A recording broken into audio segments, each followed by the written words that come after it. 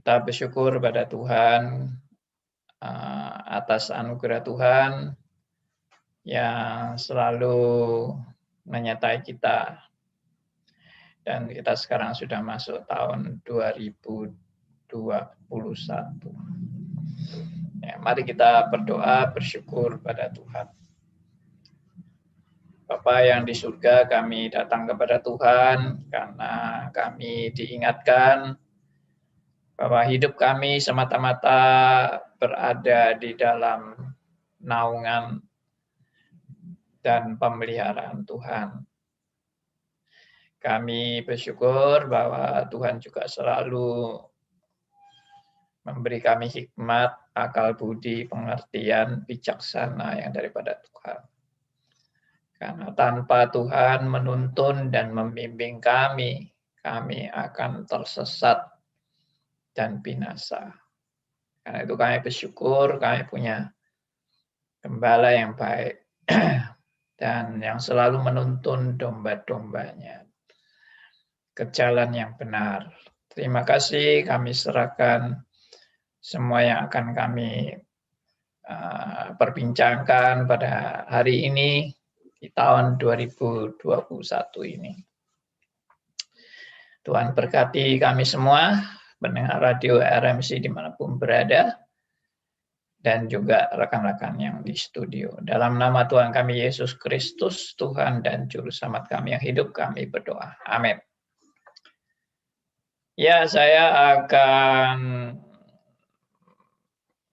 memberikan pendahuluan. Di dalam kita akan membahas buku tentang judulnya tentang pencobaan karangan dari John Owen. Saudara bisa mendapatkan buku ini. Ini buku terbitan dari Momentum. Ya. Dan ya, ini sudah kelihatan. Jadi saudara bisa mencari buku ini, tipis ya, tidak tebal. Tapi saya percaya dari penulisnya ini bernama John Owen ini sudah sangat terkenal dan sangat berbobot sekali. Ya, kehidupan itu tentunya berliku-liku, saudara-saudara ya. Dan jalan hidup manusia itu tidak sama. Tidak seirama, tidak senada, dan tidak selevel. Ya, kita juga hidup dalam keluarga yang berbeda-beda, status masyarakatnya, kemampuan ekonominya, pendidikannya, termasuk juga kesehatannya. Kita bisa berbeda-beda, ada orang yang begitu lahir sudah sakit dan bermacam-macam penyakitnya, kelemahan entah jantungnya, entah ginjalnya, entah otaknya. Ada yang lahir sehat-sehat dan ada yang lahir dalam keadaan sangat miskin, orang tuanya sangat terbatas kemampuannya, ada yang lahir dalam keluarga yang kaya raya, berlimpah-limpah. Nah, itulah kehidupan. Apakah ini menyatakan ketidakadilan Allah? Tidak, ya. Alkitab dengan sangat tegas, Tuhan itu amat adil dan bijaksana. Dan kenapa kalau begitu berbeda-beda ya? Memang namanya adil tidak harus sama. Dan meskipun berbeda-beda, tiap orang menjalani hidup sesuai dengan kasih karunia yang Tuhan berikan kepada mereka. Sesuai juga dengan kapasitas dan kemampuan tiap masing-masing yang berbeda. Ya, kalau ngomong ilustrasi sih, misalnya begini. Saya ini, kemampuan saya nyimpen duit itu cuma 50 juta. Ya, dan 50 juta ini, di atas 50 juta saya mungkin nggak mampu mengelola duit saya, sehingga mungkin saya boros-boroskan atau saya tidak bertanggung jawab menggunakan uang itu yang lebih dari 50 juta. Jadi Tuhan kasih saya ya berkat yang 50 juta aja. Tapi ada orang yang Tuhan beri kemampuan yang bisa mengelola duit dengan baik sampai bisa menghasilkan uang sampai bermiliar-miliar, bahkan ratusan, bahkan sampai triliun, bahkan mungkin hartanya. Nah, kalau mungkin orang lain yang mendapatkan berkat sebanyak itu, dia sudah mungkin nggak tahan, dia sudah melakukan hal-hal yang lupa diri, atau bisa seperti itu. Jadi kita tidak perlu mempermasalahkan kenapa ada orang kaya, ada orang miskin, ada orang sehat, ada orang sakit, ada orang berpendidikan, ada yang tidak berpendidikan. Semua itu adalah yang terpenting. Apakah kita itu hidup di jalan Tuhan atau tidak? Yang terpenting kita ini dalam kebenaran atau tidak. Dituntun oleh gembala yang baik atau gembala yang palsu. Nah, itu yang menjadi concern Alkitab. Bahwa jangan sampai hidup kita ini dituntun dalam kesesatan. Nah, tiap orang juga mengalami hal yang sama, yaitu ada hal yang sama yang dialami tiap orang. Itu misalnya, ya sama-sama menghirup oksigen, sama-sama makan, tiap hari juga makan, meskipun makanannya beda-beda. Tapi tiap orang makan kan. Lalu tiap orang juga mengalami proses dalam hidupnya. Ya, juga sampai mengalami ya istilahnya berkat, maupun juga mengalami yang namanya pencobaan. Nah, tapi orang manusia ya khususnya ya manusia pada umumnya lah, bahwa kita semua itu nggak suka kalau hidup susah kan. Kita maunya hidup itu senang, nyaman, tentram, damai, sejahtera, lancar-lancar, sehat-sehat. Ya, tidak ada problem yang terlalu serius, problem kecil-kecil juga oke lah, problem yang kecil-kecil. Tapi problem jangan terlalu besar, kita nggak mau itu terima problem yang terlalu besar, apalagi musibah, malapetaka, bencana. Nah, itu kita ingin supaya itu semua dihindarkan dari hidup kita. Jadi selalu sehat, selalu lancar usahanya, ya keluarga baik-baik, ya semua oke-oke begitu ya. Dan hidup dalam kenyamanan, ya bebas dari kejahatan, musibah dan sebagainya. Oke, tapi ada tapinya. Dalam kenyataan hidup, kita itu tidak luput dari yang namanya pencobaan. Tidak luput dari yang namanya penderitaan. Tidak luput dari namanya masalah hidup. Tidak luput dari namanya bahkan sakit penyakit. Suatu saat, ya memang tidak selalu sakit, tapi boleh dikata tidak ada orang yang tidak pernah sakit kan. Kalau toh, dia sehat dari muda sampai tua sehat, ya nanti suatu saat juga akan sakit juga. Ya bukan mendoakan, tetapi itu natur alami lah, bahwa tidak ada manusia yang tubuhnya sehat terus 100% sempurna, nggak ada sakit. Nah, nanti matinya gimana kalau nggak ada sakit? Ya sehat terus kok.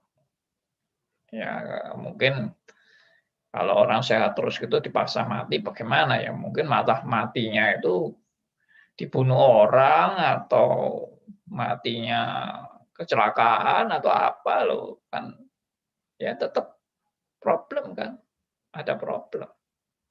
Jadi nggak mungkin bebas daripada semuanya. Ya itu sebagai pendahuluan aja. Dan bagaimana sebenarnya kita sebagai orang Kristen menghadapi pencobaan. Nah, buku ini akan kita bahas bersama-sama. Ya, kita akan mulai dari pasal yang pertama. Ya, kita akan bahas ini. Kita seperti yang lalu-lalu ya, kita bahasnya itu diuraikan step by step, ya langkah demi langkah. Jadi tidak langsung dibaca satu pasal selesai gitu. Ya per bagian per alinea kita bisa bahas itu. Karena ada kalimat-kalimat penting yang bisa saya tekankan di dalam pembahasan buku.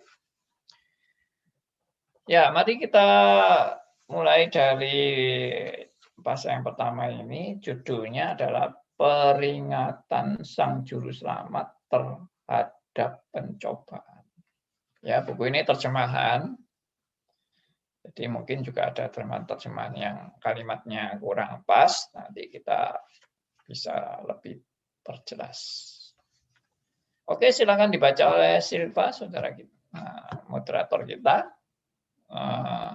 Itu dibaca sampai halaman 4 sebelum judul baru lagi. Ya. Jadi sampai halaman 4 saja sebelum judul yang baru. Silakan.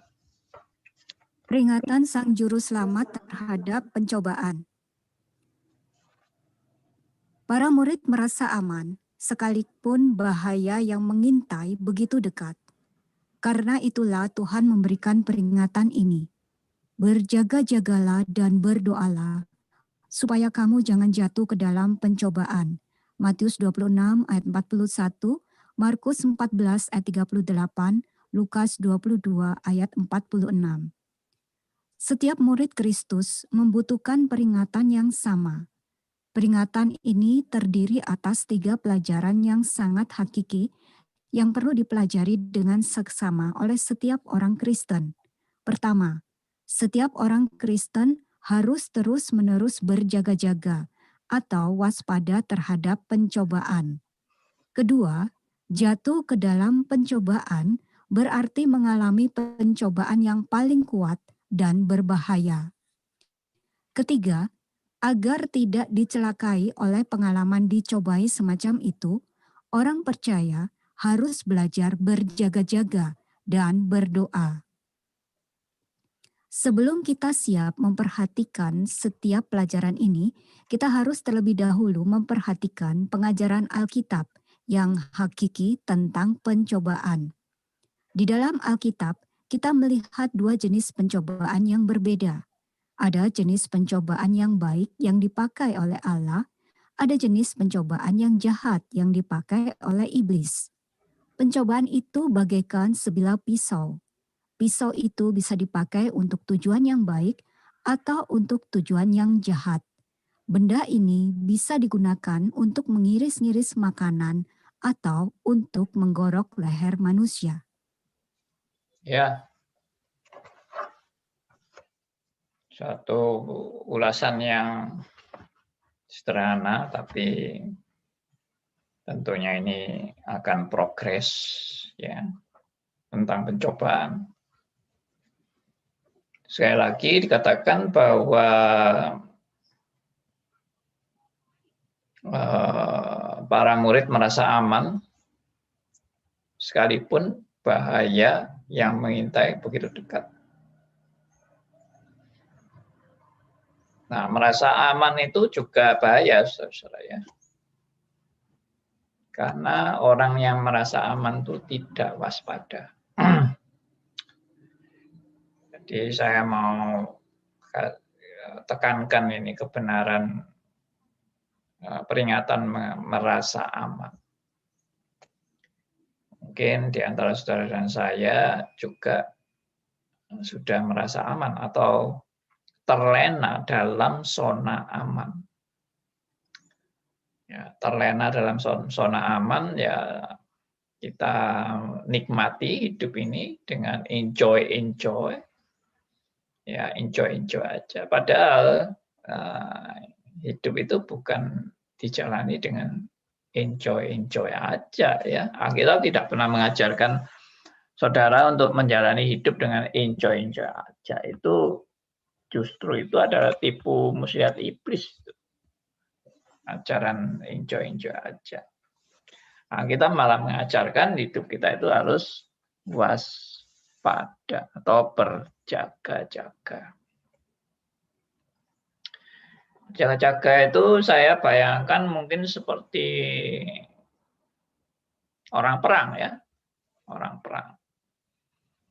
Jadi dalam suasana peperangan itu tidak ada kata apa itu santai, enak-enak ya, lalu mungkin pesta-pesta, lalu apa ya tidur-tiduran ya, istirahat, rekreasi. Itu kan tidak mungkin orang dalam suasana perang seperti itu. Apalagi kalau tugas kita adalah prajurit yang diletakkan di garis depan. Bagaimana bisa santai, bagaimana bisa enak-enak, ya, bagaimana bisa pesta-pesta, ya, rileks. Nggak mungkin kan? Kita pasti sikap kita apa? Berjaga-jaga. Kalau toh kita capek, harus ada yang mengganti kita.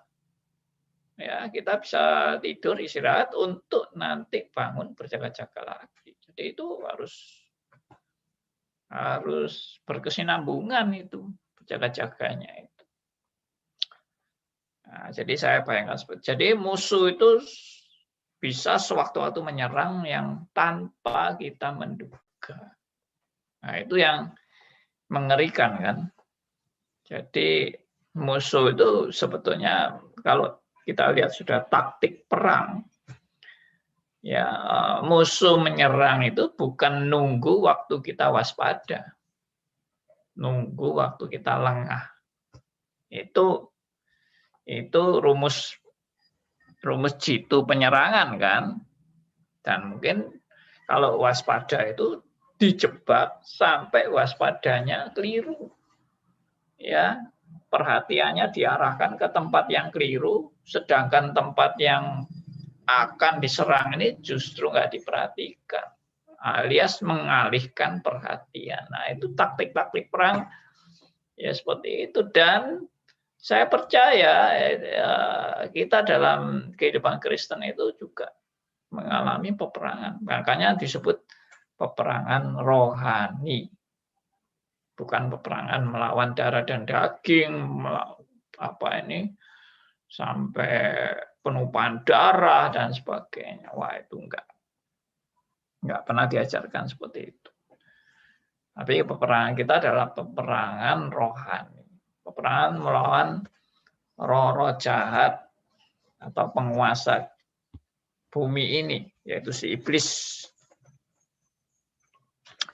Dalam hari ini saya hanya mau memberi info saja, saudara yang mungkin ingin mempelajari mengenai keberadaan setan atau iblis itu, saudara bisa mengikuti dialog kita yang berjudul Satanologi.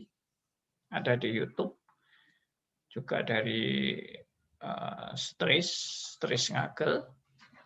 Saudara bisa buka YouTube-nya itu dan mencari satanologi dari bagian pertama sampai sekarang sudah bagian ke-9. Ya, membahas satanologi terus. Oke, jadi saya lanjutkan ya. Jadi berjaga-jaga. Berjaga-jaga supaya apa? Dikatakan berjagalah dan berdoalah supaya kamu jangan jatuh ke dalam pencobaan. Ya, kita memang dianjurkan Tuhan untuk berjaga-jaga dan berdoa. Tapi apa yang dimaksud dengan berjaga-jaga dan berdoa itu?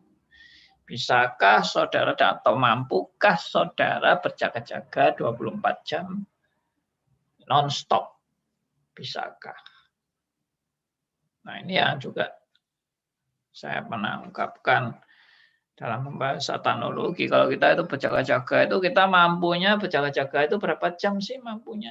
Tiap hari apakah mampu 24 jam tanpa istirahat sampai bertahun-tahun 24 jam tanpa istirahat? Kan tidak mungkin. Jadi yang dimaksud berjaga-jaga itu apakah kita tidak boleh istirahat, tidak boleh tidur, ya, dan terus melek, terus menghadapi iblis, ya sudah, cepat mati kita sudah. Kalau seperti itu, bagaimana hidup tanpa tidur? Ya matilah. Ya. Jadi gimana ini menghadapi seperti ini? Ya. Saya akan mengajak saudara membaca ayat-ayat yang tertulis di sini, yaitu Matius 26 ayat 41, kemudian Markus 14 ayat 38, dan Lukas 22 ayat 46, atau dibaca salah satu aja ya. Kalau ayatnya sama, dari Matius 26 ayat 41. Silva bacakan. Matius 26 ayat 41.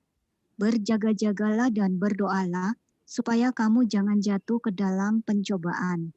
Roh memang penurut, tetapi daging lemah.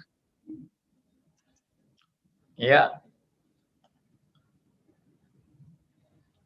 Kalimatnya seperti yang tadi kita baca, yaitu berjaga-jagalah dan berdoalah supaya kamu jangan jatuh ke dalam pencobaan.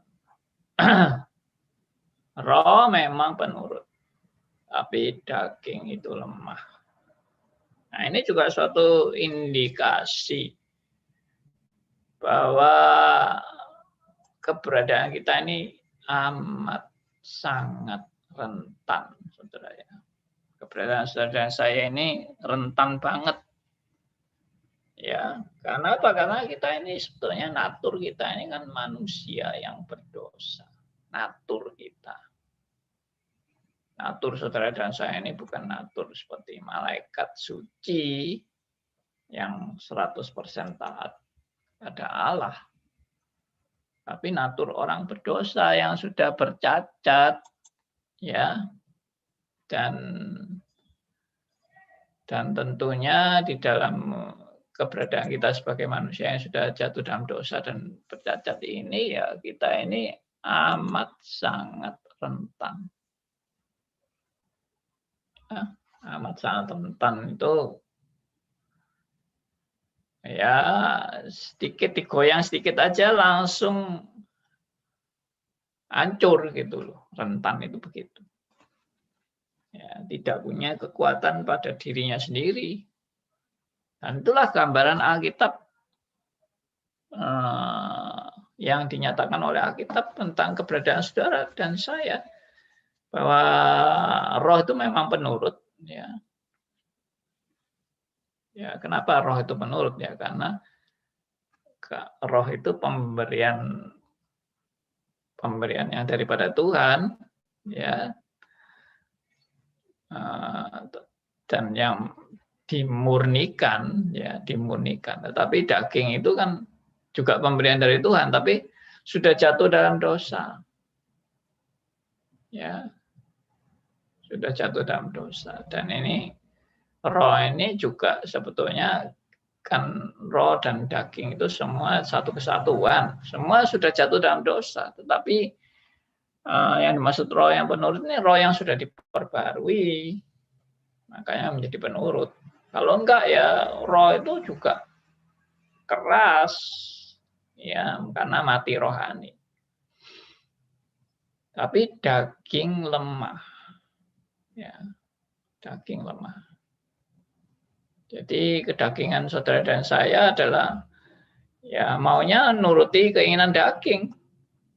Namanya aja daging, yang ingin menuruti keinginan daging. Keinginan daging itu apa? Egosentris, ya hawa nafsu, kepentingan diri, kemuliaan diri, ya nafsu keserakahan, ya nafsu apa ini harta duniawi, ya ingin menggantikan Allah dengan diri kita sendiri dan sebagainya. Wah, banyak sekali itu kedagingan manusia. Ya, jadi kita itu harus berjaga-jaga dan berdoa. Nah, bagaimana berjaga-jaga dan bagaimana berdoa? Nah, itu yang nanti kita akan terus bahas. Karena banyak orang yang juga itu tadi salah mengartikan tentang berjaga-jaga. Enggak boleh tidur. Wah, 24 jam berjaga-jaga terus. Ya, itu tadi saya bilang bagaimana bisa bertahan. Justru orang yang 24 jam enggak mau tidur karena berjaga-jaga terus ini lama-lama lemah tubuhnya. Dan waktu tubuhnya lemah, bagaimana dia juga bisa berjaga-jaga. Jadi tetap perlu tidur.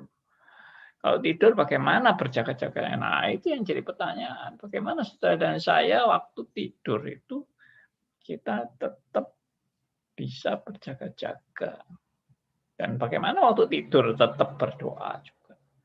Ya itu sesuatu yang nggak mungkin ya kalau tidur kan sudah ya menyerahkan semuanya. Sudah tidak bisa apa-apa. Ada gempa bumi pun kita sudah berserah itu waktu tidur itu. Ada tsunami, ada apa. Ya tinggal terima aja.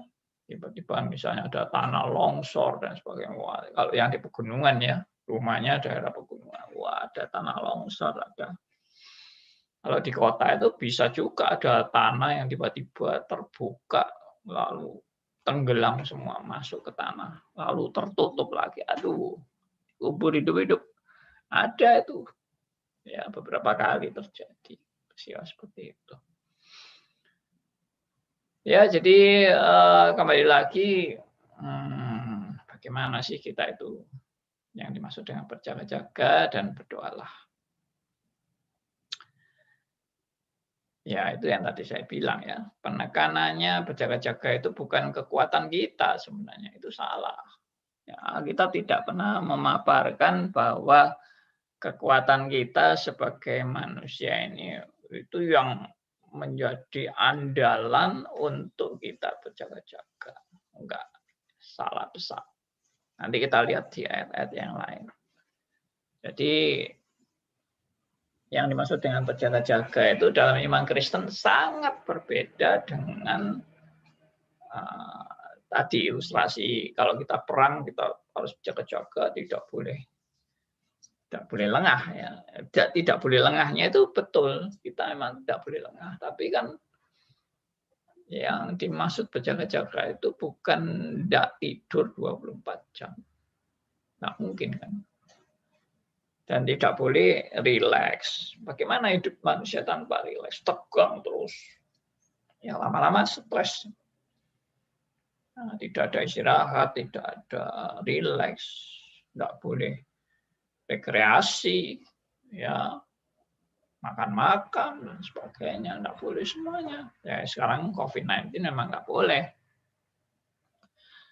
Tapi dalam keadaan normal-normal, bagaimana orang terus nggak pernah keluar sama sekali, diem terus, ya bertapa terus.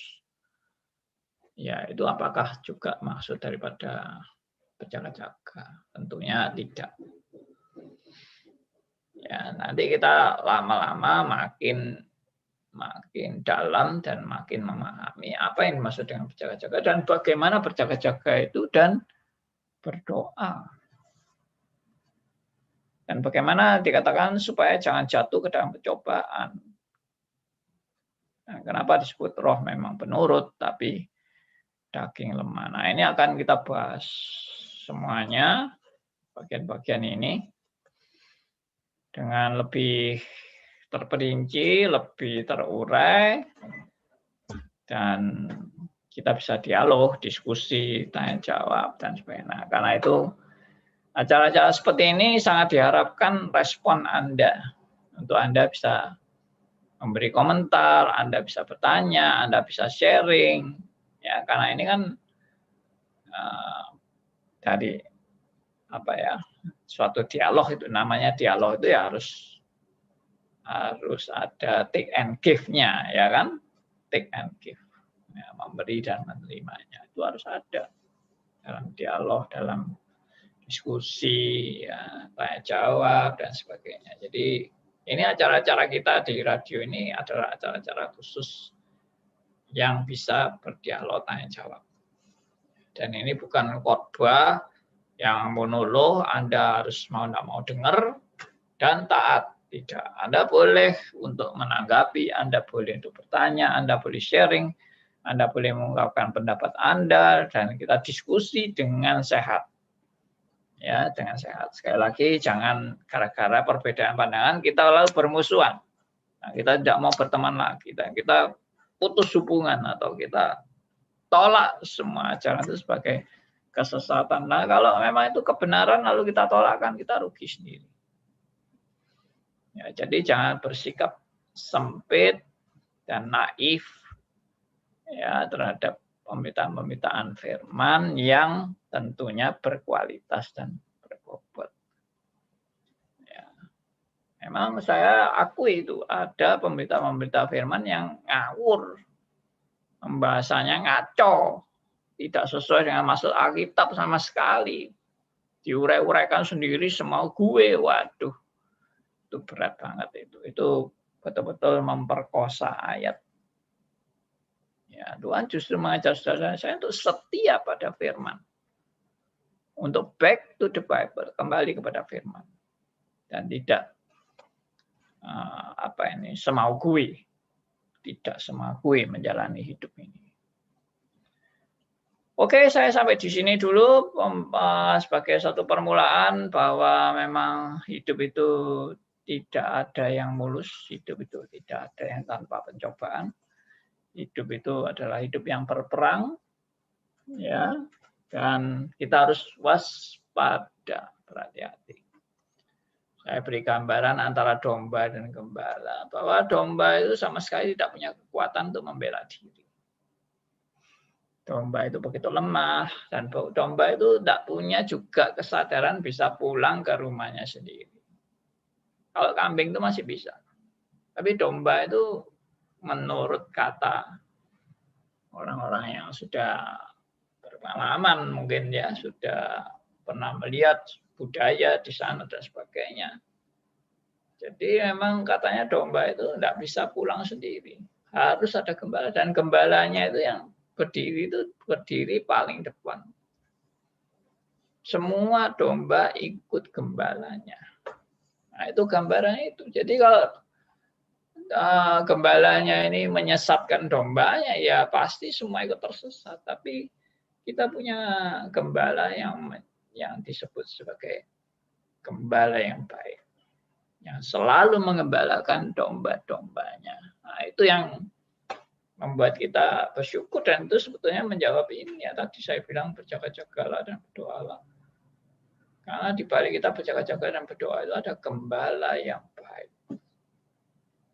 Kalau nggak ada itu ya kita sudah habis. Ya puji Tuhan, sudah menit ke-39. Tuhan berkati kita semua. Saya kembalikan kepada Silva.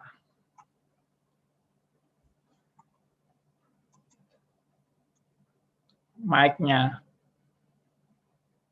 Silva.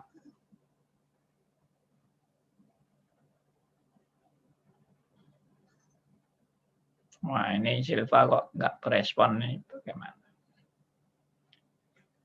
Oke, saya aja langsung, siapa yang mau kasih komentar, tanya, ini ada Elia yang sudah bergabung. Iya, pagi Pak. Halo? Ya, Ya, silakan Pak Eli. Ya, terima kasih Bu Silva. Topik pencobaan ya Pak ya. ya, Saya punya dilema besar Pak. Kalau kita baca Alkitab, itu kalau hanya berpatokan kepada satu sisi saja, kelihatannya menjadi satu perdebatan yang nggak habis-habis tentang percobaan, katakanlah begitu ya. Di Yakobus dikatakan jangan menganggap percobaan itu dari Tuhan, itu ada dari diri kita. Itu satu poin. Kalau orang berpikir di sana, dia tidak akan mempunyai satu wawasan bahwa pencobaan itu diizinkan, tanda kutip ya, saya sudah pernah komplain tentang kata diizinkan. Kemudian, itu bukan dari Tuhan. Wow, berdasarkan Yakobus, iya. Tapi kalau kita menengok di Yesus dibawa oleh roh. Rohnya itu roh besar. Itu roh dari Allah, maksud dari Allah. Dan itu untuk mencoba Yesus. Berarti ini merupakan kedaulatan Allah juga untuk memberikan gambaran bahwa Yesus pun dicobain. Loh, itu kan topiknya tentang dicobain. Cuman kalau berpijak kepada Yakobus saja, maka kita akan terjebak kepada, oh itu dari iblis. Ya memang dari iblis, karena kita tahu iblis merupakan alat negatif Allah dengan pelajaran yang sudah tahun lalu kita bahas, begitu ya Pak ya. Nah, itu kalau tidak mempunyai satu pemahaman yang komprehensif, pelajaran dari Pak Andi selama ini kan begitu, itu membuat perdebatan di WA itu nggak habis-habisnya Pak. ya. Itu gimana tentang topik pencobaan ini, yang 2 ayat itu? Itu dulu, terima kasih. Coba ayatnya disebutkan lagi.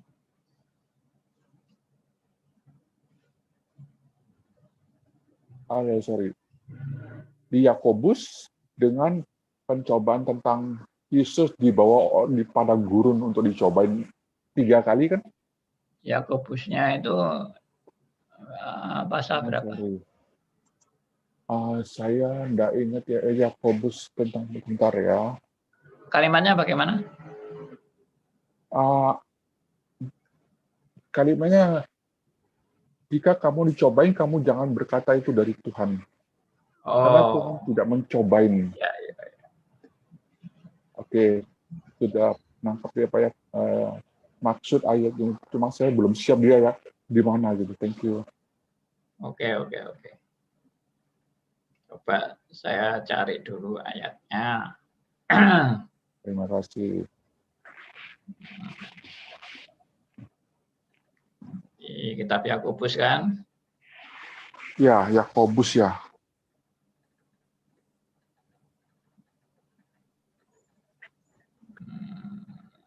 Pencobaan.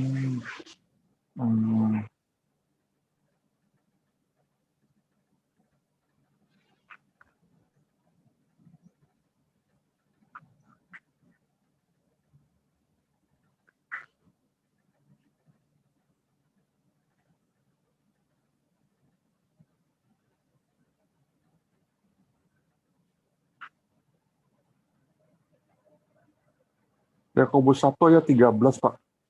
Oh ya, oke. Apabila seorang dicobain, janganlah ia berkata, pencobaan itu datang dari Allah. Sebab Allah tidak dapat dicobain oleh yang jahat. Dan ia sendiri tidak mencobain siapapun. Nah, poin tidak mencobain siapapun ini selalu diangkat oleh orang yang tidak punya paham tentang kedaulatan Allah, Pak. Wah, kita berantem sepanjang sejarah, Pak, di WA, Pak. Ini hanya contoh poin tentang topik pencobaan ini sangat-sangat, karena dia tuh berpijak di sini, Pak, lo kan ini sudah dibilang ini bukan dari Tuhan. Saya bilang, ya karena dia belum semua ya Pak, dia hanya berpijak di Yakobus 1 ayat 13, tapi dia tidak berpijak kepada Yesus dicobain 3 kali di padang gurun dan seterusnya, itu oleh Allah gitu loh. Walaupun kita tahu tujuan pencobaannya beda gitu ya. Iblis untuk menjatuhkan, kalau Allah untuk menunjukkan kamu itu tidak bisa tanpa aku, kan begitu tujuannya. Bukan tujuan yang saya problemkan, tapi berdirinya seseorang kepada 1 ayat saja di Yakobus tanpa melihat Yesus dibawa oleh roh. Roh itu roh Allah gitu ya. Nah, itu gimana menjembatani, Pak. Saya biasanya diam aja, Pak, karena kalau dipancing ya, aduh Pak, nggak selesai-selesai. Dia nggak mau berpijak kepada seluruh ayat Alkitab. Itu dulu, terima kasih. Ya, salah satu cara salah satu cara menjelaskan pencobaan ini, kalau kita baca ayat itu, kita ajak rekan kita itu untuk melihat konteksnya, konteks. Jadi perlu memahami konteks supaya kita itu mengerti bahwa maksud daripada ayat ini itu dalam konteks ini. Jadi tidak diglobalisir, ini berarti untuk keseluruhan peristiwa, bahwa Tuhan tidak pernah mencobai siapapun. Itu tidak untuk semua peristiwa, tapi ini berkaitan dengan konteks ini. Ya, jadi ini kalau Yakobus ini kan kita harus mempelajari konteksnya. Ya, konteksnya ini tentang orang yang bagaimana hidupnya, ya, yaitu orang yang hidupnya itu dia tidak menjalankan hidup dengan bertanggung jawab. Dia hanya mengumbar segala nafsu dan kedagingannya, ya, lalu mengatakan, oh ini saya dicobai Tuhan, padahal itu kan nafsunya dia sendiri. Nah, itu konteksnya. Tapi ada orang yang benar-benar mengalami pencobaan yang dari Tuhan. Yang tadi dia sudah jelaskan, tentunya tujuan Tuhan mencoba itu bukan mau menjatuhkan. Kalau iblis memang mau menjatuhkan, tapi kalau Tuhan itu menguji istilahnya. Ya, mungkin ada orang yang mau membedakan antara pencobaan dan ujian. Pencobaan itu maksudnya begini, ujian itu maksudnya ini. Tapi ternyata di Alkitab itu antara pencobaan dan ujian itu bisa bergantian. Ya, maksudnya Tuhan itu juga mencobai, tapi maksudnya untuk menguji. Seperti contohnya Tuhan itu mencobai Abraham untuk mempersembahkan Ishak.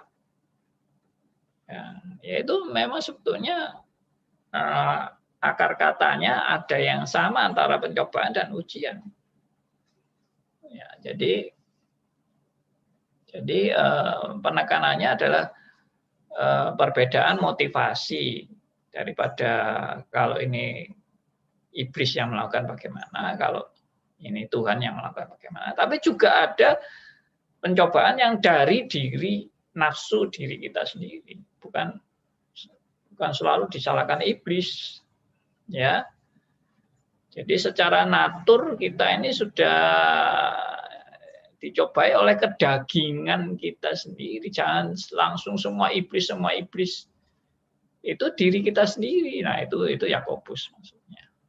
Anda jangan mengkambing hitamkan pencobaan yang kamu alami ini bilang dari Tuhan. Yaitu kedaginganmu sendiri, itu bukan dari Tuhan. Ya. Meskipun kita percaya bahwa bagi anak Tuhan, segala peristiwa itu ada di dalam penetapan Allah. Nah, ini yang lebih dalamnya lagi ya. Ini yang kalau orang nggak mau berpikir lebih dalam lagi ya memang akan sulit untuk memahami kebenaran bahwa apapun yang terjadi itu ada di dalam penetapan Allah, dalam kedaulatannya, di dalam kuasanya, dalam kendalinya. Nah, itu yang cukup berat itu. Jadi kalau tadi mengatakan pencobaan itu bukan dari Tuhan, ya itu sebetulnya terlalu umum itu, Mas ya. Tapi yang lebih dalam lagi kan, kalau pencobaan itu sudah ditetapkan Tuhan. Ya, termasuk hal-hal yang lebih parah lagi, yaitu dosa, ya kan? Nah, itu yang saya sudah bahas di satanologi. Ya, bahwa dosa itu pun terjadi ada di dalam penetapan Allah. Waduh, itu akan lebih pusing lagi dan akan menimbulkan perdebatan yang lebih seru lagi pasti. Ya, dengan topik-topik seperti itu. Tapi kalau kita mau belajar dari awal step by step, ya, memahami tentang kedaulatan, tentang rencana Tuhan secara global, ya, keseluruhan dari Alfa sampai Omega, secara komprehensif, ya, secara integrated, ya, wah itu baru mulai terbuka dan melihat bahwa semua kejadian ini sudah dalam pengaturan Allah. Meskipun kita tidak bisa mengkambing hitamkan penetapan Allah ini untuk membebaskan kita dari tanggung jawab kita berbuat dosa, nah itu tidak bisa memang ya. Seperti saya pernah kasih contoh kan, misalnya saya ini sudah bosan sama istri saya, lalu saya menceraikan istri saya, lalu ditanya orang alasannya apa? Alasannya ini sudah di dalam penetapan Allah. Meskipun itu benar dalam penetapan Allah, tapi itu tidak berarti kita menghapus tanggung jawab saya dalam melakukan itu. Ya, karena saya waktu melakukan itu, meskipun itu di dalam penetapan Allah, tapi saya melakukannya berdasarkan nafsu saya atau dosa-dosa saya atau kedagingan saya, egois saya, dan lain-lain. Lalu saya mengkambing hitamkan kedaulatan Allah ini untuk membebaskan saya dari tanggung jawab saya. Ini kan sebetulnya sudah ditetapkan Allah. Ya, jadi saya nggak salah kan, karena ini penetapan Allah. Nah, itu yang tidak benarnya di situ. Ya, dan seperti yang berulang-ulang kita sudah bahas di satanologi bahwa antara penetapan Allah dan tanggung jawab manusia itu selalu bergandengan dan tidak pernah terpisahkan. Oke. Ya, terima kasih Pak Andi. Kesempatan topik pencobaan ini saya ingin angkat untuk dua ayat yang berbeda, jangan ngotot hanya diam di satu.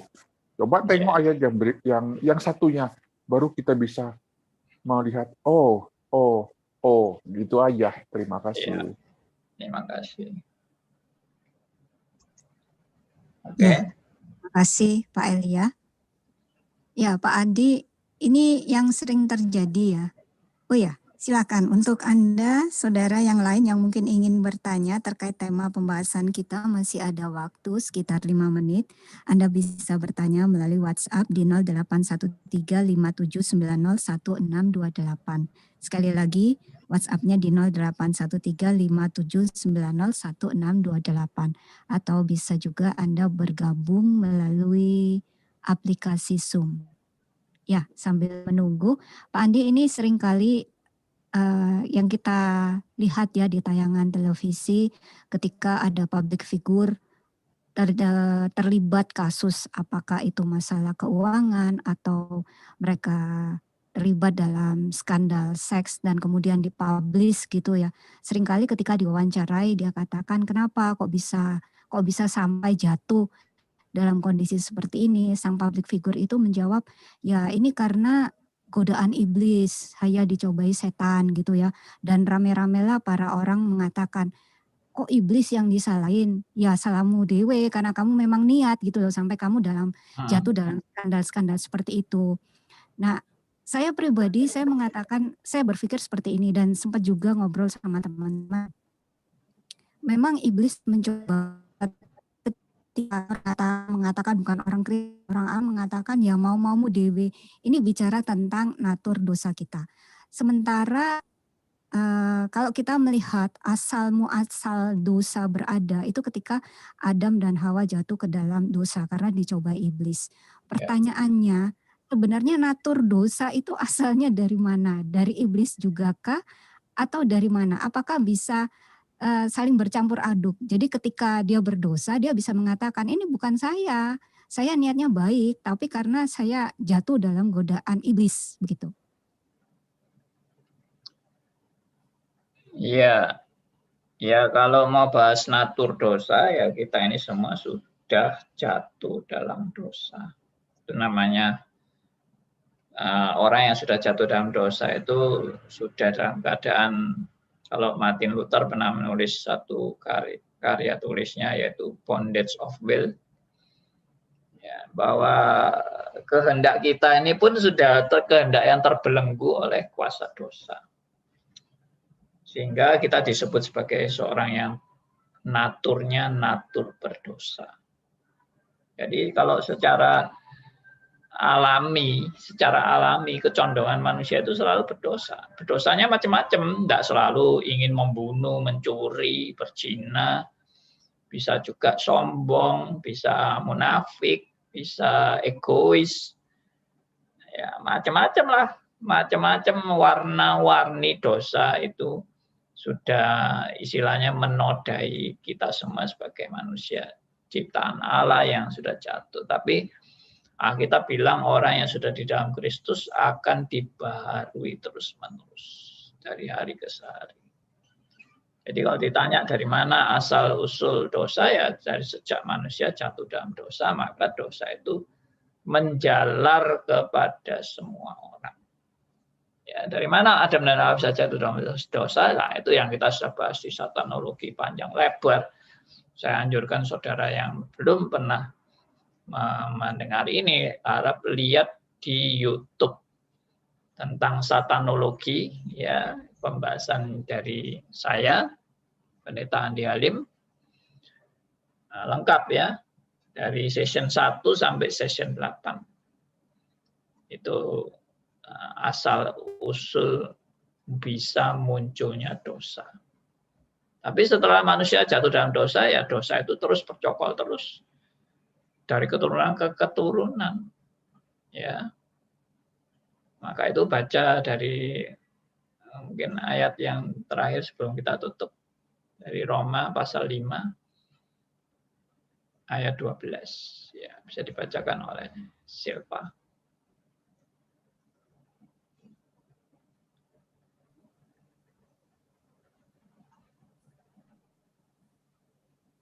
Roma 5 ayat 12.